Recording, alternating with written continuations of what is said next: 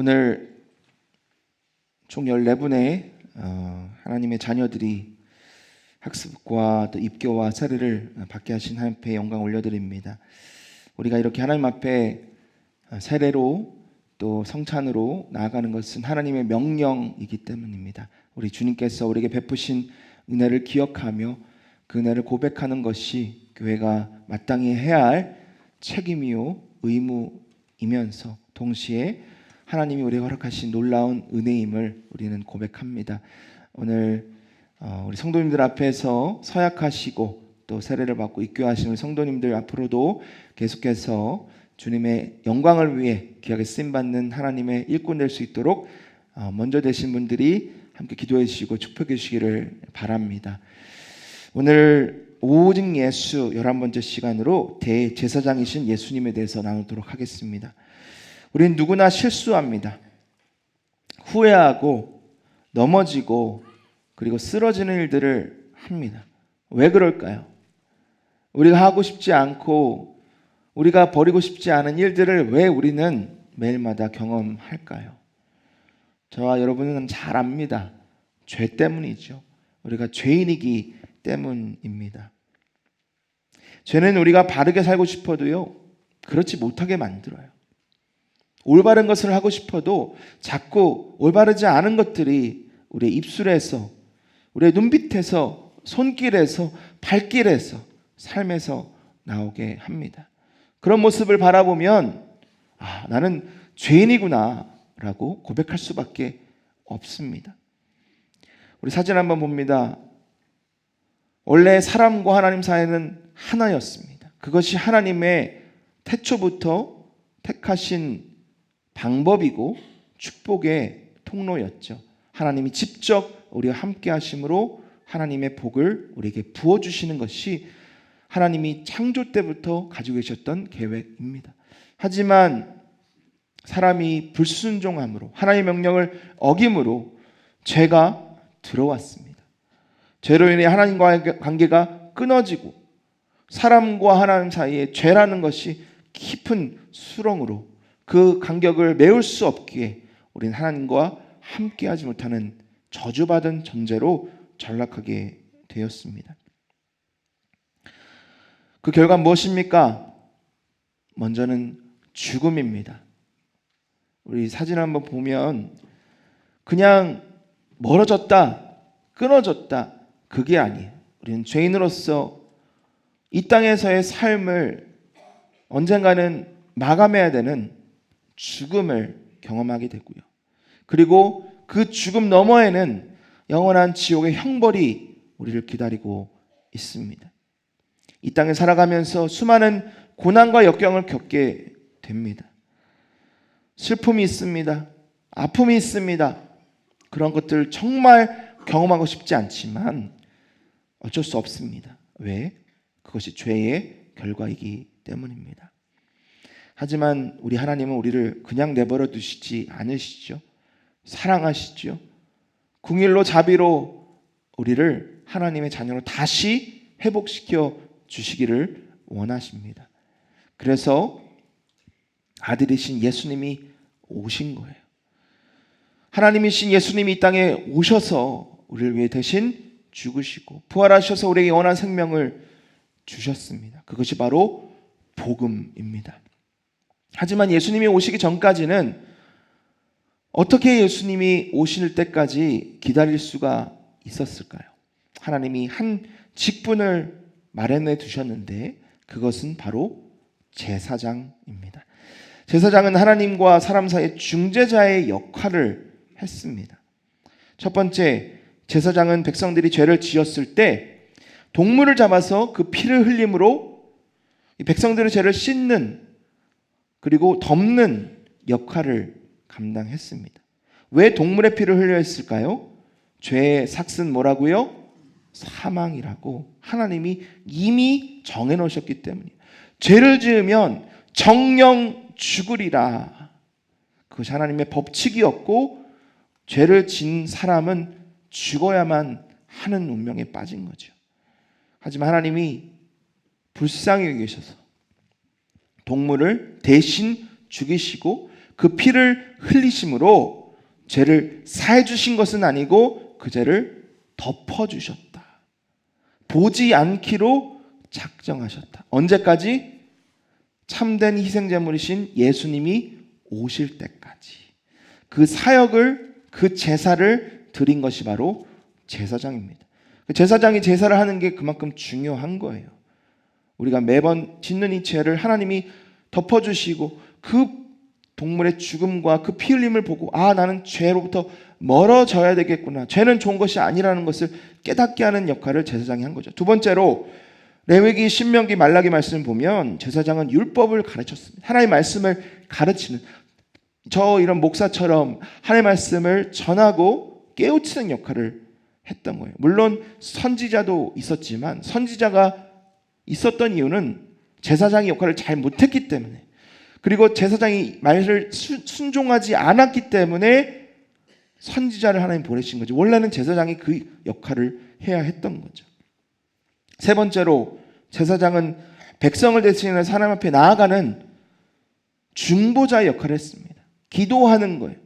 백성들의 죄를 알았다면 하나님 이 영혼의 죄를 불쌍히 여겨주시고 용서해 주세요라는 기도를 할 수 있는 그런 직분을 받은 것이 바로 제사장입니다. 이렇게 제사장은 우리를 위해서, 우리를 대신해서 많은 역할을 감당했습니다. 중요하죠. 꼭 필요한 직분이죠. 하지만 한계가 있어요. 첫 번째, 제사장도 죄인일 뿐입니다. 아무리 동물을 죽이고 피를 흘리고 아무리 기도하고 아무리 중보 역할을 해도 결국은 본인도 죄인일 뿐이라는 거죠. 다른 사람의 죄를 대신해서 그를 할 수가 없다라는 한계가 있습니다. 또 다른 한계는 뭐죠? 그 제사장도 결국 인간이기에 죽게 된다는 거죠. 수명이 있다는 겁니다. 그래서 제사장은 한 사람이 아니라 수많은 제사장이 있었고 그 제사장 직분을 대를 물려서 내려 보내야 했던 거죠. 여러분, 그렇게 인간 제사장은 한계가 있었기에 그것을 잘 아시는 하나님께서 누구를 보내셨을까요? 예수님을 보내신 거예요. 영원한 유일한 제사장이신 예수님을 저와 여러분에게 보내주셨습니다. 그래서 예수님을 통해 모든 죄의 삭을, 그 결과, 그 심판을 대신 지게 하시고 우리를 대신해서 하나님 아버지께 중보하며 우리의 연약함을 대신 토로하는 그런 영원한 제사장이 바로 우리 구주 예수님이라는 사실, 바로 오늘 말씀이 그것을 저 여러분에게 깨닫게 하고 있습니다. 여러분, 우리 예수님은 영원한 제사장이십니다. 영원하단 말은 끝이 없다는 거예요. 영원하단 말은 완전하다는 뜻입니다. 우리 23절 한번 같이 읽어보겠습니다. 23절입니다. 시작. 제사장 된 그들의 수요가 많은 것은 죽음으로 말미암아 항상 있지 못함이로되. 그렇죠. 우리가 다 수명이 있지 않습니까? 언젠가는 이 땅을 떠나야 되는 유한한 존재입니다. 제사장이라고 하나님과 가깝다고 그러한 한계가 없냐? 아니죠. 그들도 다 자신의 수명에 따라 하나님이 정해주신 그 연수 따라 결국 이 땅에 살다가 하나님 곁으로 가게 되는 것이죠. 그래서 수많은 제사장들이 있었습니다. 모세가 이스라엘 백성들을 데리고 출애굽을 하고 나서 첫 제사장은 아론이었습니다. 아론은 모세의 형입니다. 아론이 결국 죽었죠. 그리고 아론의 제사장 직분을 아론의 아들이 물려받고 또 그 아들도 그 아들에게 물려주고 그 아들에게 물려줘서 결국은 대를 이어 제사장 직분을 감당했는데, 중요한 것은 지금 우리에게는 제사장이 없어요. 왜 없을까요? 이 땅에 성전이 없기 때문에. 벌써 2000년 전에 성전은 로마 제국으로 인하여 무너졌어요. 그렇다면 유대인들에게 있어서 그들의 죄는 과연 어떻게 해결해야 할까? 왜? 예수님을 믿지 않으니까. 저는 이 부분이 참 안타깝습니다. 예수님 믿으면 되는데 왜 예수님을 부인해서 불안한 삶을 사냐는 거예요. 분명히 성경 말씀 우리에게 예수님만이 영원한 제사장임을 깨닫게 하시는데, 우리 24절 한번 있습니다. 24절 시작. 예수는 영원히 계심으로 그 제사장 직분도 갈리지 아니하니라. 여러분, 예수님은 30대의 젊은 나이에 십자가에 달려 죽으셨어요. 지금 우리와 함께 하고 계십니까? 육신으로는 아니죠. 물론 영으로 함께 하시지만 우리는 하나님 대신 우리 예수님의 육신을 만질 수도 대화할 수도 없어요. 왜? 이미 십자가에 달려 죽으셨기 때문에. 하지만 거기서 끝이 아니라 사흘 만에 부활하셨고, 그리고 승천하셔서 영원한 몸, 부활의 몸을 입고 지금도 우리와 함께 하시며 하늘 보좌에 앉아 계시는 거죠. 비록 우리가 볼 수는 없지만 우리가 하나님 곁으로 갈 때, 하나님 나라에 입성할 때 우리는 살아계신 영원한 대제사장 되신 예수님을 만나게 될 것입니다. 그것이 바로 우리 하나님께서 우리에게 주신 약속인 거예요. 제사장들이 그것을 믿지 않았습니다. 왜? 첫 번째, 제사장은 레위 지파 사람이어야 되거든요. 아론이 레위 지파였고 그 아들에게 물려주다 보니까 레위 지파만 제사장을 직분을 감당할 수 있다고 그랬어요. 예수님은 어느 지파 사람이셨습니까? 유다 지파. 아니 무슨 레위 지파도 아니고 유다 지파에서 제사장이 나오는데 말도 안 되는 소리 하면서 예수님을 핍박한 거예요. 두 번째, 구약의 제사장들은 동물을 잡아 죽였어요. 그런데 예수님은 누구를 죽이셨습니까? 자기 자신을, 사람이 죽은 거잖아요. 그러니 하나님이 정하신 법칙이 아니다, 잘못됐다. 요한복음 6장을 보니까 예수님이 그래요. 내 살을 먹어라. 그 이야기를 들은 유대인들은 무슨 소리? 어떻게 사람의 몸을 먹어? 이거는 이단이다. 그러면서 예수님을 핍박하고 떠난 거예요. 예수님 무슨 말씀하신 겁니까? 예수님의 육신의 살을 먹으라는 것이 아니라 예수님이 찢기신 살, 예수님이 흘리신 보혈의 피, 그것을 믿음으로, 그것이 구원의 방편임을 믿음으로, 더 이상 동물의 제사가 아니라 예수님의 단 한 번의 희생제사, 대속제사로 우리의 구원이 이루어졌음을 믿음으로, 그것이 육신을 먹는 우리가 다음 주에 하게 될 성찬의 의미, 믿음으로 영으로 함께 동참하는 그 의미를 말씀하셨는데 유대인들은 깨닫지를 못한 거예요. 마지막 세 번째로, 유대인들은 예수님의 가르침이 자신들의 위협이 된다고 생각했습니다. 그들이 신봉하고 있었던 게 있어요. 성전입니다. 성전이 예루살렘에 있었고, 그래서 그들은 하나님의 자녀이고 하나님이 택함 받은 백성이라고 믿었는데 예수님이 뭐라 그러셨죠? 저 성전을 헐어버려라. 내가 사흘 만에, 3일 만에 다시 짓겠다. 이 이야기를 듣고 난리가 났어요. 하나님의 임재, 하나님의 예배 장소를 헐어버리라니 이게 무슨 말도 안 되는 소리 하면서 예수님을 정죄하기 시작한 거죠. 근데 그 이야기의 뜻이 무엇입니까? 사실 성전, 하나님의 자녀가 기도하는 집은요, 장소가 아니에요. 하나님의 몸, 하나님의 몸 대신 예수님을 가리키는, 하지만 아직 예수님이 그 피를 흘리지 않으셨기 때문에 성전이라는 장소를 대신하여 세워주셨고 거기서 예배하도록 하나님이 배려해 주신 건데, 본질은 그냥 두고 그림자를 쫓고 있는 허망한 저 사람들의 이 어리석음 때문에 결국 유대인들이 예수님을 십자가에 못 박게 된 거죠. 하지만 성경 말씀은 분명히 우리에게 이렇게 약속합니다. 시편 110편 4절 우리 같이 읽습니다. 시편 110편 4절 시작.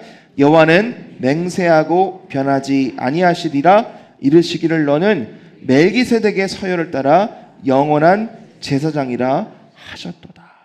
이 멜기세덱이라는 사람을 우리가 잘 알아야 돼요. 창세기 14장을 보면 멜기세덱이라는 인물이 나오고 그를 하나님의 제사장이요 왕이라고 기록합니다. 무슨 뜻이에요? 모세 이후에 제사장 제도가 생기긴 했지만 그 전에도, 훨씬 전에도 하나님이 멜기세덱을 제사장으로 세웠다는 거죠. 레위는 아닙니다. 하나님이 직접 세우신 제사장 멜기세덱처럼 우리 예수 그리스도도 하나님께서 영원한 제사장으로 세워주셨다는 것을 시편에서, 구약에, 신약 아니에요, 구약에서 그렇게 약속해주고 계시는 거예요. 여러분, 많은 것을 나누었습니다. 간단해요. 포인트는 간단합니다. 예수님만이 영원한 제사장이시다. 그럼 이게 우리에게 무슨 의미가 있을까요? 어떤 의미가 있을까요? 이거예요. 우리에게 하나님이 허락하신 제사장은 한 분밖에 없다는 거예요. 예수님 한 분밖에 없다는 거예요. 그러니 다른 제사장 찾지 말고, 다른 중보자 찾지 말고, 다른 신앙, 다른 종교 찾지 말고 오직 영원하신 제사장 되신 예수님만을 믿고 따르라는 말씀이에요. 여러분, 여러분의 마음을 누구에게 두고 있습니까? 여러분이 어려울 때, 여러분이 실패할 때, 여러분이 방법이 없을 때 누구에게 찾아가고 누구에게 도움을 청하고 있냐는 거예요. 하나님 뭐라 그러세요? 예수님만이 영원한 제사장이시다. 그러면 아멘 할렐루야, 예수님께로 가야죠. 예수님께로 가야죠. 왜? 그분이 제사장이시니까. 우리를 대신해서 하나님 아버지께서 세우신 제사장이면 그분께 가는 게 맞는데 왜 우리는 아직도 헛된 것을 찾냐?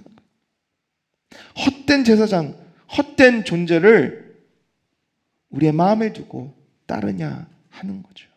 여러분, 삶의 모든 문제 속에서 영원한 제사장이신 예수님만 믿고 나아가실 수 있기를 축복합니다. 두 번째로, 우리 예수님은 영원히 살아계셔서 중보하시는 예수님이에요. 중보는 뭡니까? 다른 사람을 위해서 대신 기도해 주는 것, 간구하는 것. 25절 같이 읽습니다. 시작. 그러므로 자기를 힘입어 하나님께 나아가는 자들을 온전히 구원하실 수 있으니 이는 그가 항상 살아계셔서 그들을 위하여 간구하심이라. 항상 살아계신데요, 우리 예수님은 졸지도 않으시고요, 주무시지도 않고, 힘이 빠져가지고 나 잠깐 쉬다 올게, 그것도 없으신 거예요. 1년 365일 24시간 매 분 매 초마다 우리를 지켜보시고 보살펴 주시고 기도하시고, 우리가 강할 때나 약할 때나 우리와 늘 함께 하셔서 우리를 붙들고 계시는 분이 바로 영원한 제사장이신 예수님이라는 사실입니다. 그래서 우리는 그 예수님을 붙잡고 예수님에 의지하여 주님께 나아갈 수 있는 거예요. 우리 사진 한번 보겠습니다. 우리가 주님 앞에 나아갈 때 우리의 선행으로, 우리의 돈으로, 우리의 지위로, 우리의 종교로, 어떤 도덕적인 노력으로 주님 앞에 나아간다면 어느 정도 나아갈 수 있는지는 모르겠지만 결국은 실패하고 만다는 것을 우리는 경험하게 됩니다. 여러분 모르겠지만 저는 그래요. 자신이 없어요. 제 능력으로, 제 노력으로, 제 열심으로 해봤거든요. 근데 실패하더라고요.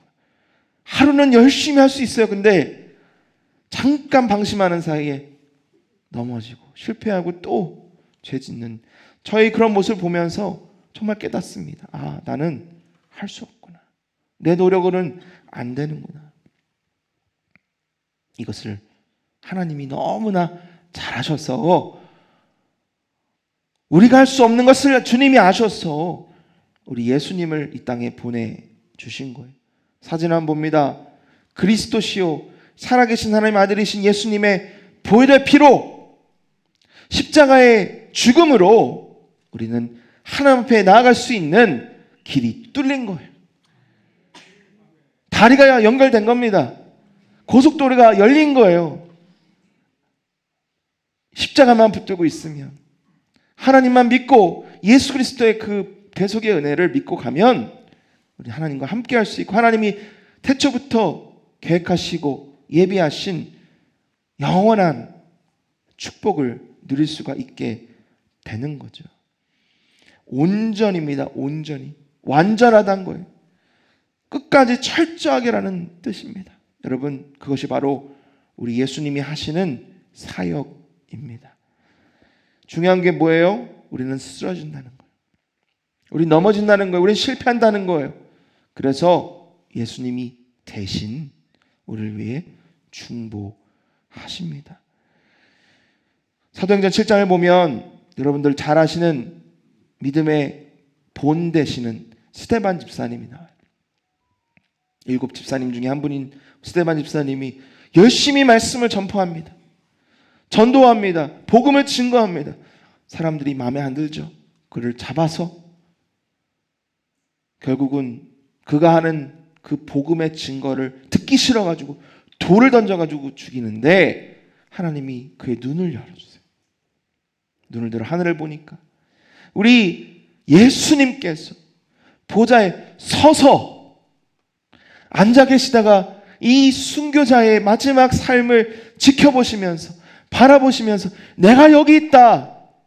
내가 너를 받아들이겠다라는 그 마음으로 일어서셔가지고 스데반을 굽어 살펴보시는 것을 스데반이 보면서 비록 육신의 삶은 다하지만 하나님 앞에 안기며 나아갈 수 있는 은혜를 주신 우리 예수님이 똑같이 오늘도 저와 우리를 위해 중보하 계시고 우리를 두 팔 벌려 안아주시고 이끌어주시며 우리가 슬플 때나 어려울 때나 쓰러질 때나 눈물을 뛸 때 실패하고 낭망할 때나 우리를 이끌어주시고 붙들어주시는 그 예수님, 그 예수님을 믿으시기를 바랍니다.